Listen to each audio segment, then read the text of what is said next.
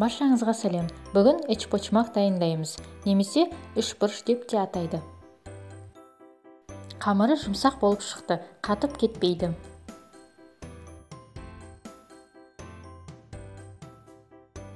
Қамырына керекті тағамдар: жылы сүт, ұн, ертілген сары май, сұйық май, жұмыртқа, ашытқы, тұз және қант.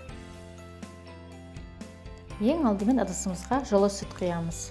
Ашытқы саламыз, қант және тұз саламыз. Бір жұмыртқа мен ертілген сары майды салып, жақсылап араластырамыз.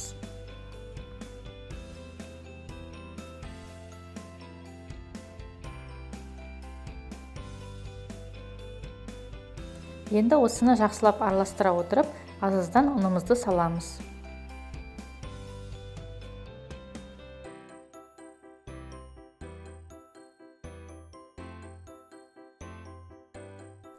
Сұйық майымызды құямыз да қамыр илейміз.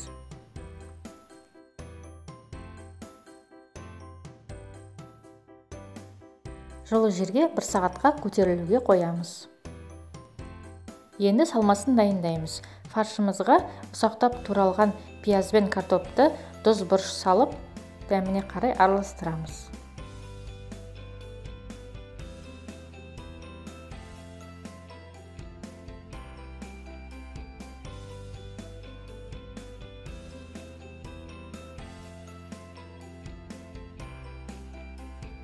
Қамырымыз көтерілді. Енді үстелімізге ұн сеуіп, осының үстіне бірнеше бөліктерге қамырымызды бөліп аламыз.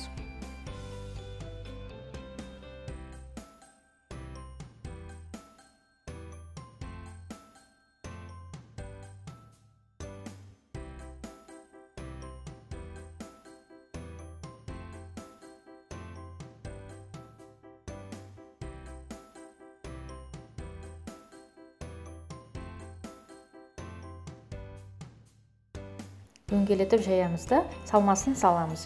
Видеода көрсетілгендей етіп жабыстырамыз.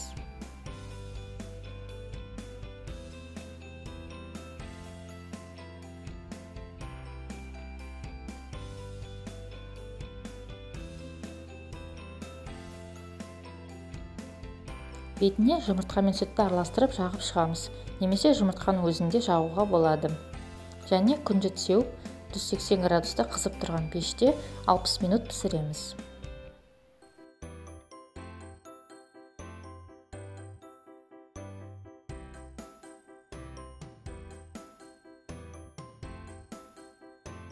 Үшбұрыштарымыз жақсы пісіп шықты. Менің каналыма тіркеліп кетуді ұмытпаңыздар. Астарыңыз дәмді болсын.